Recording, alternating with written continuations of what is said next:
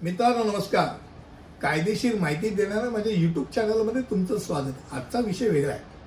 आजचा विषय खारफुटी म्हणजे काय, याला आपण मँग्रोव्ह म्हणतो, या संदर्भात आज माहिती घेणार आहोत. बऱ्याच वेळेला आपण ऐकून आपल्याला पेपरात वाचायला मिळतं की खारफुटीच्या जंगलामध्ये अतिक्रमण केलं, कोणीतरी डंपरने डेब्रिज टाकलं आणि खारफुटीचं जंगल होतं ते जंगल आकर्षलं गेलं. त्यात पाणी न आल्यामुळे त्यातल्या काही मँग्रोव्ह स्पीशीज मेल्या आणि हे करणाऱ्यांच्या वरती कडक कारवाई करावी अशी लोकांनी मागणी केली आणि कारवाई झाली. खारफुटी म्हणजे काय ही गोष्ट आज आपण माहिती करून घेणार. पहिली गोष्ट म्हणजे खारफुटी एक झुडूप किंवा झाड आहे जे प्रामुख्याने किनारपट्टीवरील खारट किंवा खाऱ्या पाण्यात वाढतं.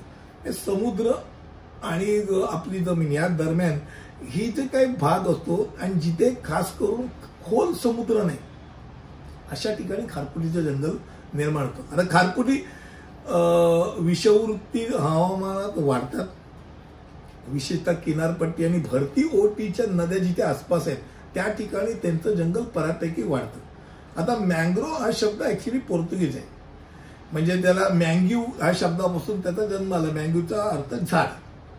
आता उथळ, वालुकामय आणि चिखलाच्या भागात आढळणारी ही झाडं आणि झुडपं किती महत्वाची आहेत याची आपण माहिती घ्या. पहिली गोष्ट म्हणजे खारफुटी ही झाडं आणि झुडपांचा समूह आहे ज्यात एक प्रकारे त्यांच्या 80 प्रजाती आहेत आणि ही सगळी झाडं कमी ऑक्सिजन युक्त माती असलेल्या भागात वाढतात जिथे मंद गतीने पाणी बारीक गाळ जमा होते आणि नैसर्गिक एक प्रकारचं सांडपाणी प्रक्रिया करणारा प्लांट आहे हे आपण समजून घ्या. म्हणजे तुम्ही जर आपल्याकडनं जे आपण म्हणतो ना की समुद्रामध्ये अनेक गोष्टी आपण फेकून देतो, विषारी गोष्टी फेकून देतो, रासायनिक गोष्टी फेकल्या जातात, पण त्या सगळ्या साफ करण्याचं काम जे नैसर्गिकरित्या केलं जातं ते मँग्रोव्हमुळे केलं जातं. हा एक भाग. जमिनीच्या उभारणीमध्ये हातभार लावतात, खास करून धूप होती. समुद्रकिनारी भरती ओटी या याच्यामध्ये अनेक वेळा अक्षरशः अख्खी जमीन समुद्र खेचून घेऊन जाते आतमध्ये. अशा वेळेला खारफुटी एक प्रकारे त्या किनारपट्टीला वाचवतात, म्हणजे धूप वाढवतात आणि किनारपट्टीचं स्थलांतर जे होतं ते थांबवतात. म्हणजे खारफुटी तुलनेने अलीकडे ऍक्च्युली व्यावसायिक जर विचार केला तर पर्यावरण आणि मनोरंजनाकरता वापर करतो, पण त्याचं मूळ उद्दिष्ट खूप वेगळं आहे.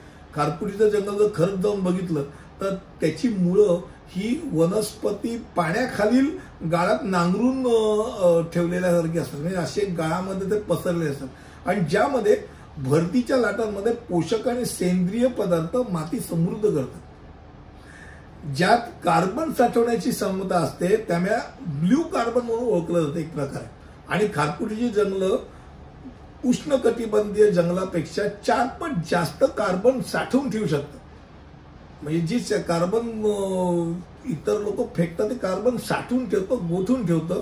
आणि बऱ्याच वेळेला जे मासे असतात त्या माशांकरता अनेक असे तिथे किडे मोकळे त्यात मस्त की मिळतात. ते माशांकरता खारफुटी जंगल हे एक प्रकारचं खाद्य देणारं असं जंगल असतं.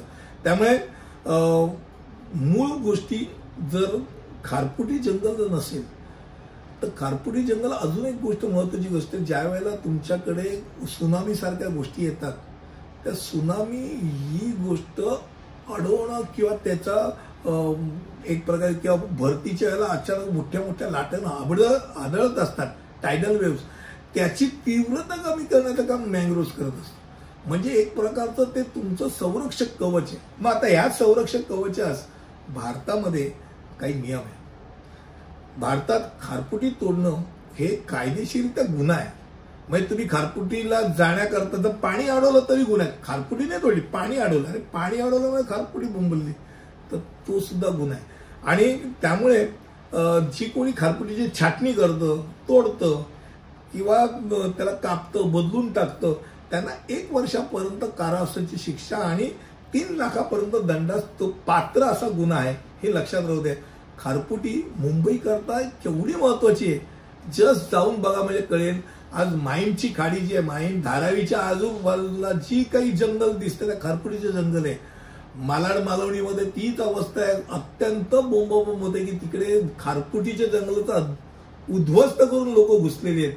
नवी मुंबईमध्ये पण तीच अवस्था आहे. खूप चांगलं असं खारफुटीचं जंगल मुंबईच्या परिसरात आहे. मला वाटतं आजचा विषय खारफुटीचा होता, तुम्हाला नक्कीच कळला असेल. पुढील व्हिडिओमध्ये असंच काहीतरी घेऊन येऊ. इथेच थांबतो. धन्यवाद.